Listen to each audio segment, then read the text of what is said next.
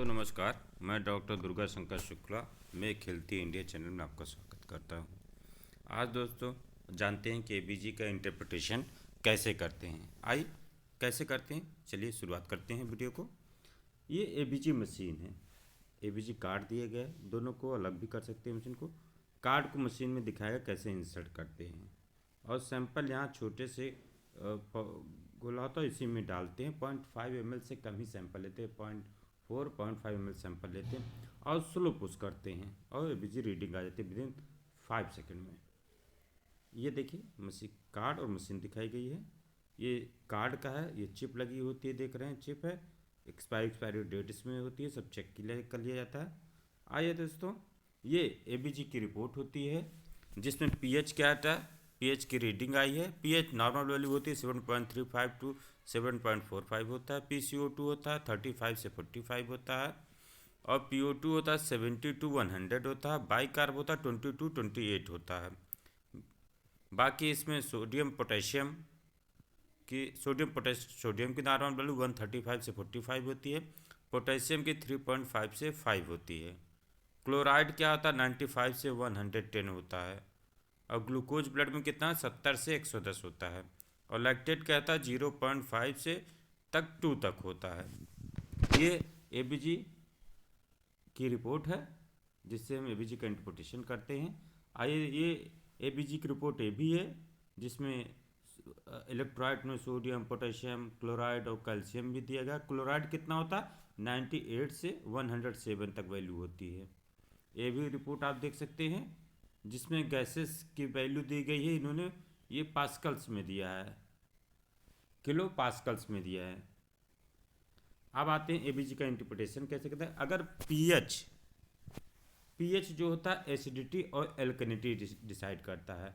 अगर पीएच 7.35 से कम होता है तो ब्लड का माध्यम एसिडिक होता है। अगर पीएच 7.45 से ज़्यादा होता है तो ब्लड का माध्यम बेसिक होता है, एल्कलिनिटी होता है।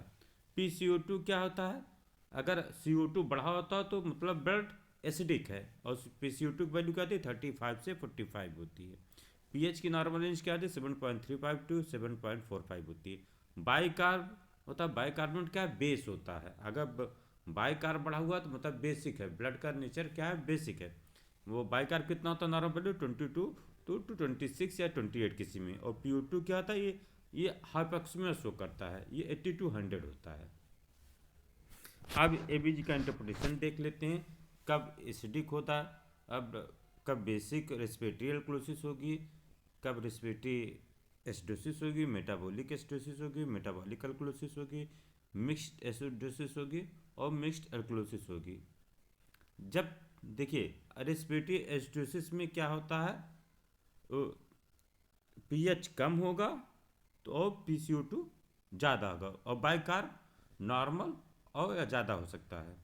अगर एल्कोलिसिस होगी रेस्पिरेटरी तो पीएच इंक्रीज होगा और PCO2 डिक्रीज होगा, और सेम बाइकार्ब नॉर्मल भी हो सकता है और डिक्रीज करके सकता है। वैसे मेटाबॉलिक एसिडोसिस में क्या होगा, पीएच डिक्रीज करेगा तो बाइकार्ब भी डिक्रीज करेगा, और PCO2 क्या होता है नॉर्मल या डिक्रीज हो सकता है। मेटाबॉलिक एल्कोलिसिस होगी तो पीएच इंक्रीज रहेगा तो क्या बाइकार्ब भी इंक्रीज होगा, और PCO2 नॉर्मल या इंक्रीज रहेगा। और मिक्स एसिडोसिस में क्या होता है, अगर पीएच डिक्रीज होगा तो बाइकार्ब भी डिक्रीज होगा और PCO2 इंक्रीज होगा। मिक्स्ड एल्कोलिसिस में क्या था, पीएच इंक्रीज होगा तो बाइकार्ब भी इंक्रीज होगा और PCO2 डिक्रीज होगा।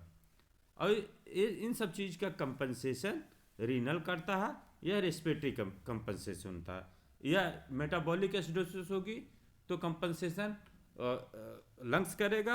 अगर रेस्पिरेटरी एसिडोसिस या एल्कोलिसिस होगी तो कंपनसेशन कौन करेगा, रीनल करेगा। आइए पूरा देखते हैं। अगर देखिए इसमें कंपनसेशन दिखाया गया है, मेटाबॉलिक सिस्टम है और रेस्पिरेटरी सिस्टम का। अगर मेटाबॉलिक एसिडोसिस होती है तो कंपनसेशन लंग्स कर रहा है, लंग्स क्या का बहुत तेज़ी से फूल रहा है, हाइपर वेंटिलेट हो रहा है। अगर मेटाबॉलिक एल्कोलिसिस होती तो लंग्स क्या था हाइपोवेंटिलेट होता है, वैसे देखते हैं अगर रेस्पिरेटरी एसिडोसिस होगी तो क्या कि रीनल क्या कहता है, बाइकार्ब का रिटेंशन करती है। और रेस्पिरेटरी एल्कोलोसिस होती है, मतलब ब्लड में बेस की मात्रा ज़्यादा होती है क्योंकि बाइकार्ब एक बाइकार्ब बेस है, तो इसका एक्सक्रीशन करती है। ऐसे कंपनसेशन होता रहता है, शरीर में एसिड बेस का बैलेंस बना रहता है, बनाए रखना बहुत ज़रूरी होता है।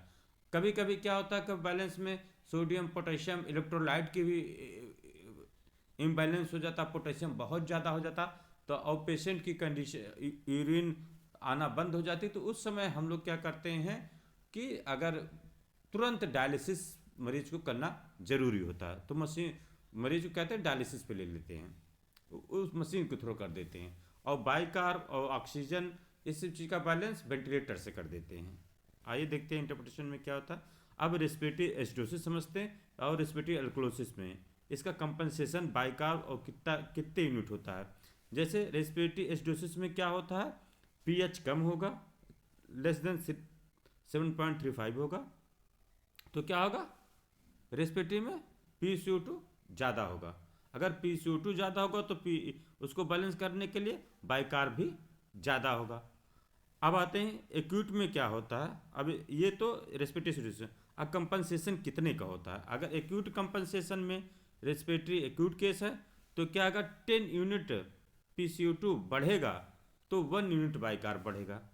अब यही चीज़ क्रोनिक रेस्पिरेटरी एसिडोसिस होती है तो अब करेगा, अगर 10 यूनिट CO2 बढ़ेगा तो 3 यूनिट बाइकार्ब। से रेस्पिरेटरी एल्कोलोसिस में क्या होता है, पीएच बढ़ा होगा और बाइकार और PCO2 कम होगा, तो PCO2 कम होगा तो क्या होगा, बाइकार्ब भी कम होगा। पास रहे ना। फिर इसमें कैसे कंपनसेशन, अगर एक्यूट कंपनसेशन है तो अगर 10 बाइकार्ब 10 PCO2 कम होता है तो 2 यूनिट बाइकार्ब भी कम होगा। अगर PCO2 क्रोनिक में क्या होगा, अगर 10 कम होगा तो बाइकार्ब 4 यूनिट कम होगा, ये क्रोनिक केस में होगा, क्रोनिक रेस्पिरेटरी एल्कोलोसिस होगी तब। अब आते हैं पूरा मेटाबॉलिक में क्या होता है। अगर मेटाबॉलिक एसिडोसिस होती है तो उसमें क्या होता है, मेटाबॉलिक में क्या होता है, पीएच कम होगा तो बाइकार्ब कम होगा, अगर बाइकार्ब कम हो तो PCO2 भी कम होगा। और इससे कैसा कंपेशन कैसा, अगर एक यूनिट PCO2 कम होगा तो 1 यूनिट बाइकार्ब भी कम होगा। ऐसे मेटाबॉलिक कैलकुलेशन में पीएच बढ़ा है तो बाइकार्ब बढ़ा होगा, और बाइकार्ब बढ़ा होगा तो क्या PCO2 बढ़ेगा। अगर बाइकार्ब 2 यूनिट बढ़ता है तो PCO2 कितना बढ़ेगा, 1 यूनिट बढ़ेगा। ये मेटाबॉलिक एल्कोलोसिस का है। अब आते हैं एक पिक्चर में देखते हैं, इसको एक डायग्राम मेमोरी के रूप में ऐड कर लेते हैं। एक्यूट रेस्पिरेटरी एसिडोसिस में क्या होता है, एसिडोसिस होगी तो क्या होगा, एक्यूट रेस्पिरेटरी एसिडोसिस होगी या एक्यूट रेस्पिरेटरी एल्कोलोसिस होगी। तो वही जो पुराना पिक्चर, अगर 10 यूनिट मतलब PCO2 बाइकार्ब बढ़ेगा एसिडोसिस में, एक्यूट वाली में, और एक्यूट रेस्पिरेटरी एल्कोलोसिस में 10 घटेगा तो 2 यूनिट बाइकार्ब घटेगा। PCO2 का 10 यूनिट घटेगा तो 2 यूनिट बाइकार्ब घटेगा। अगर यही क्रोनिक रेस्पिरेटरी एसिडोसिस होगी तो 10 यूनिट अगर PCO2 बढ़ रहा तो 3 यूनिट बाइकार्ब बढ़ेगा। अगर यही मतलब एल्कोलोसिस होगा तो अगर 10 यूनिट PCO2 घट रहा है तो 4 यूनिट बाइकार्ब भी घटेगा। अगर मेटाबॉलिक एसिडोसिस है, मेटाबॉलिक एसिडोसिस में क्या होता है, अगर एसिडोसिस में क्या, अगर 1 यूनिट बाइकार्ब कम हो रहा तो 1 यूनिट PCO2 भी कम होगा।